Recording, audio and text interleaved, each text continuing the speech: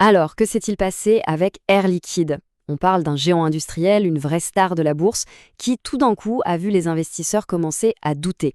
En seulement quelques mois, l'euphorie a complètement laissé la place à l'inquiétude. Comment est-ce que c'est possible? C'est ce qu'on va décortiquer ensemble, cette histoire d'un doute qui s'installe face à une vision à long terme. Le parcours d'Air Liquide en bourse cette année, c'est un peu les montagnes russes. Au premier semestre, c'est l'ascension fulgurante, l'action atteint des sommets historiques, tout le monde applaudit, et puis, à partir de l'été, c'est la chute. Le titre efface absolument tous ses gains et revient à son point de départ. Une véritable douche froide pour les actionnaires. Du coup, la grande question, c'est pourquoi? Pourquoi ce revirement si soudain? Comment est-ce qu'un leader industriel réputé aussi solide a pu se retrouver face à une telle méfiance? C'est ce qu'on va essayer de comprendre. Pour bien saisir la situation, il faut voir l'année comme étant coupée en deux. Il y a eu un premier acte, celui de l'euphorie totale. Et puis en second, celui où le doute a commencé à s'installer sérieusement. En fait, ce qui est assez fou, c'est que l'entreprise elle-même n'a pas fondamentalement changé. C'est la perception des investisseurs qui a basculé.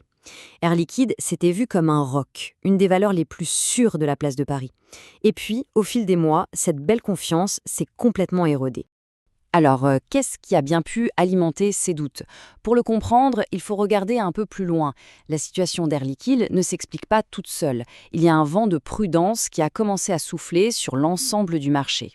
Et oui, ce vent de prudence, il a bien soufflé. Ralentissement de l'économie mondiale, moins de visibilité sur les futurs investissements. Tout ça, ça a poussé les investisseurs à se méfier des valeurs industrielles.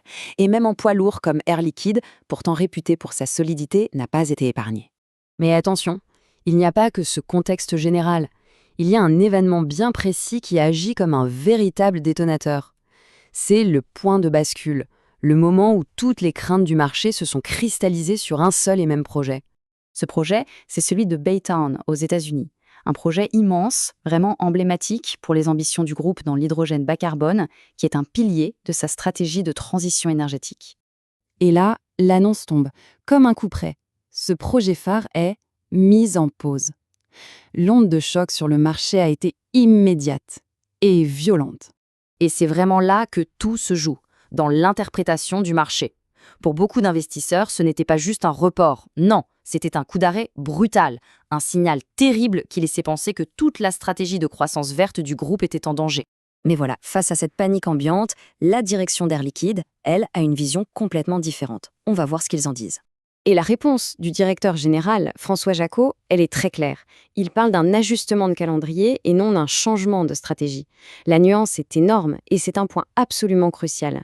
On a donc un véritable fossé entre deux lectures.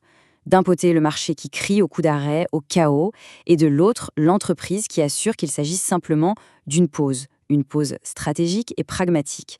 Ce sont vraiment deux réalités qui s'affrontent. La logique de l'entreprise, en fait, elle est assez simple à comprendre.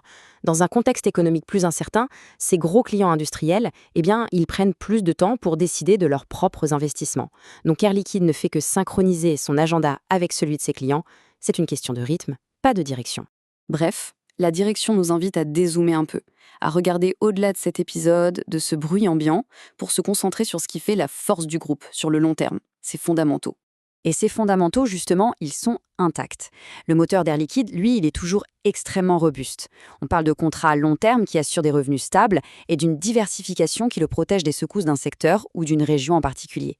Et il ne faut pas oublier les piliers de l'entreprise. Une position de leader incontestée sur ses marchés historiques, une présence de plus en plus forte dans le secteur très porteur de l'électronique et un rôle absolument indispensable dans l'industrie. Tout ça, c'est tiré par une demande de fonds qui, elle, ne disparaît pas avec les cycles économiques. La stratégie du groupe, ce n'est donc pas un sprint, c'est un marathon. Elle est basée sur une croissance régulière, une discipline financière de fer, des investissements bien ciblés et elle vise une création de valeur progressive. Pas de coup d'éclat, juste une construction patiente et solide. Donc le message final de la direction est sans ambiguïté. Cette volatilité récente, pour eux, c'est une phase de transition, un simple ajustement conjoncturel. La trajectoire de fond, elle, ne change pas d'un iota. Alors, au final, qui a raison ? Le marché qui voit le signe d'un vrai changement structurel avec des défis profonds ou l'entreprise qui parle d'une simple tempête passagère. Seul l'avenir le dira, mais la question, elle, reste entière.